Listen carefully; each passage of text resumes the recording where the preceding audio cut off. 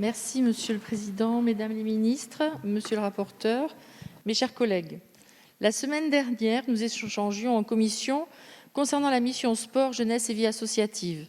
Déjà, le groupe démocrate saluait les fonds conséquents qui lui sont attribués ainsi que la matière dont ils sont alloués. Mon intervention concernera l'action numéro 1 qui porte la promotion du sport pour le plus grand nombre. Plus de 190 millions d'euros y sont accordés. C'est plus du double de la somme votée en loi de finances initiale pour 2021. L'effort financier de l'État quant au nécessaire déploiement de la pratique sportive en France est pour l'année prochaine colossal. Il concerne en grande partie la montée en puissance d'un dispositif inédit annoncé il y a 1 an et demi par le Président de la République, le Pass Sport. Celui-ci consiste en une aide financière d'un montant forfaitaire de 50 € versé par l'État à une association pour réduire le coût d'inscription d'un enfant à une activité sportive.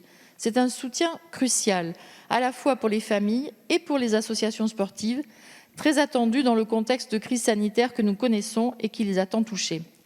La seule problématique que rencontre aujourd'hui le passeport consiste en sa sous-utilisation. Comment ne pas regretter que certaines associations sportives ne le mobilisent pas, alors qu'il constitue un outil formidable? Parfois, cet état de fait est lié à la nécessité de créer un compte spécifique nommé compte asso pour bénéficier des fonds.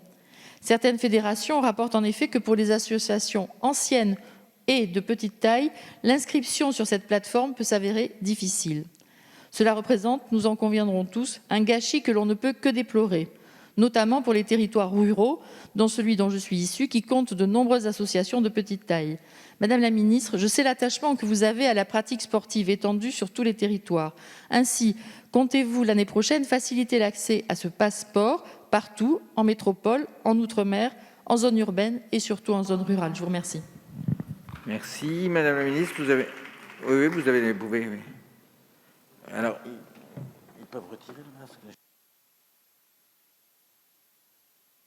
Non, juste à la tribune. Pardonnez-moi. Merci, Monsieur le Président, Mesdames et Messieurs les députés, Madame la députée Metz. Effectivement, j'ai évoqué tout à l'heure cet avenir qui va s'intéresser à la demande de sport. C'est vrai que nous avons réalisé la prouesse de déployer ce dispositif en 3 mois. Nous l'avons conçu avec le mouvement sportif, avec les territoires. Et aujourd'hui, il est en pleine phase de déploiement. 670 000 jeunes dans près de 40 000 associations en ont bénéficié, 40 000 associations qui se sont inscrites via mon compte asso, qui est une démarche facilitée, efficace, simple, malgré ce qu'on en dit. La réalité, c'est celle-là. Nous avons un accompagnement individualisé de chaque association qui souhaite s'inscrire sur mon compte asso pour pouvoir bénéficier du passeport. Mais vous savez que ce portail permet aussi d'avoir accès à d'autres financements de la part de l'État. Et bientôt, nous, on l'espère, comme Sarah l'a dit tout à l'heure, également être le guichet unique, finalement, pour aller solliciter toutes les autres subventions en matière sportive et de jeunesse. Alors, effectivement, on souhaite que ça devienne une véritable allocation de rentrée sportive pérenne. C'est déjà le cas puisqu'on reconduit le budget l'année prochaine. Ça va permettre de mieux connaître également la consommation de sport d'un enfant sur 2 sur nos territoires.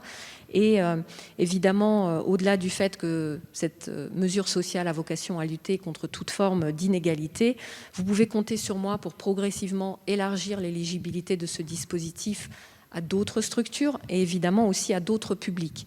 Notre volonté, et celle du Président de la République, c'est de travailler finement cette demande de sport. Ça n'a jamais été fait. On s'est toujours soucié dans les politiques sportives, qu'elles soient d'État ou des collectivités, de l'offre sportive, l'offre des structures qui étaient proposées au public. Aujourd'hui, à l'image de certaines collectivités, de certaines villes qui travaillent sur la demande de sport et la capacité pour certaines familles d'aller vers une pratique sportive lorsqu'elles n'en ont pas, qu'elles n'en font pas, ou alors qu'elles n'ont pas les moyens financiers et culturels d'y accéder, eh bien, l'État souhaite s'engager fortement dans cette démarche. Merci.